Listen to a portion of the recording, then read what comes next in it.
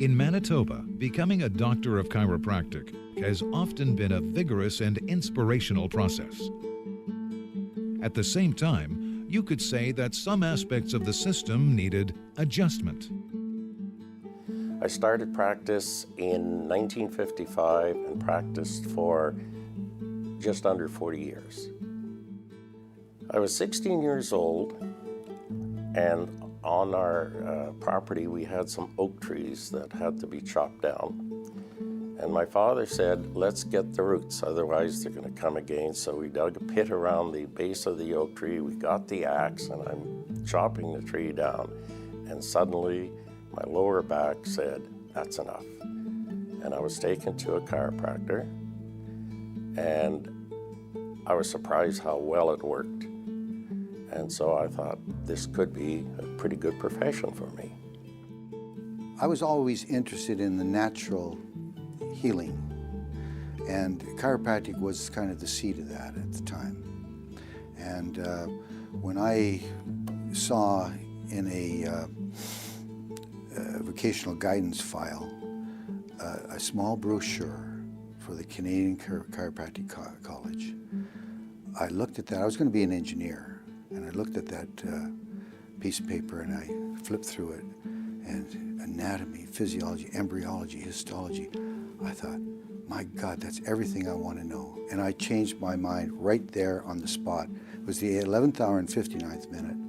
I was going to be an engineer, and I told everybody I was going to be a chiropractor, and everybody was thumbs down. My principal in the school, he was mortified. My best friend, his dad was a medical doctor, he was mortified. My parents, everybody said, well, don't go into that profession. There's no prestige, there's no money in that profession. It's not a good thing. I said, no, they're healers. I want to go there. When I came to Manitoba, there were about 25 chiropractors here.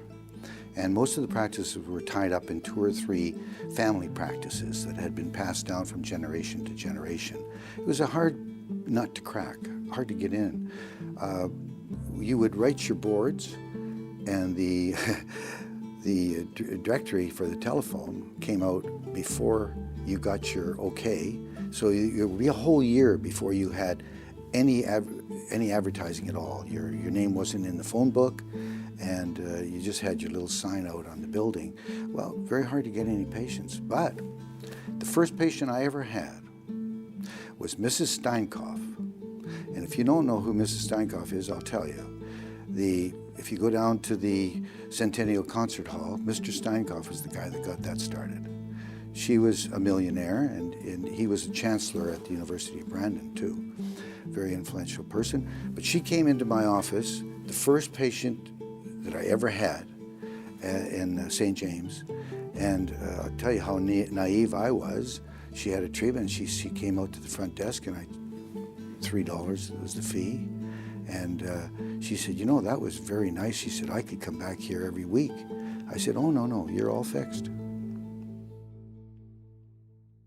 Prior to 1945, chiropractic was not regulated, and chiropractors could be charged with practicing medicine without a license.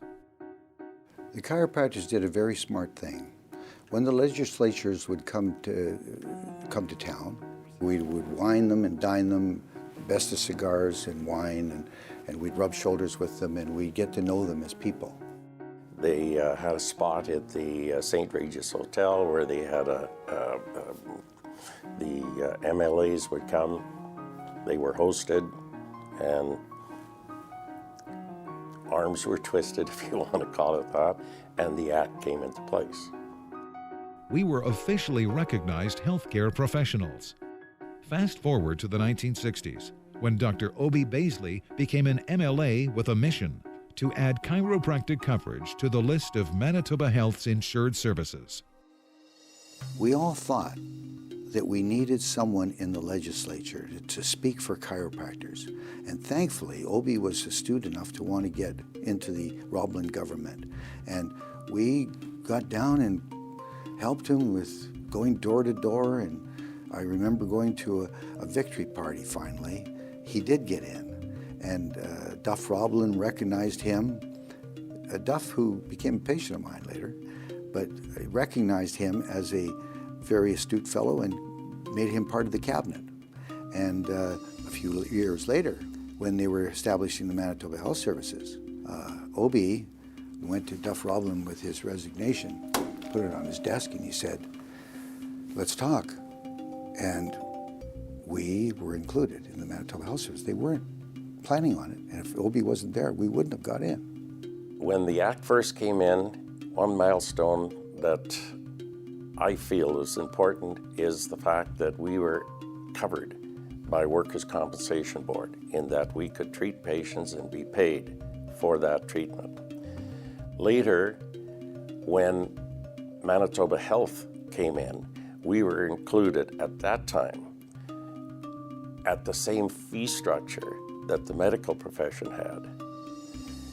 And when the MPI, Manitoba Public Insurance, came in, we were also included in that fully. Chiropractic gradually grew during the 70s, 80s, and 90s. We rode a wave of natural healing. Everybody in society was becoming more and more interested in that, and we were at the forefront of that. And it was wonderful. We grew, and you can be very proud of the pioneers in our profession that made all of this possible.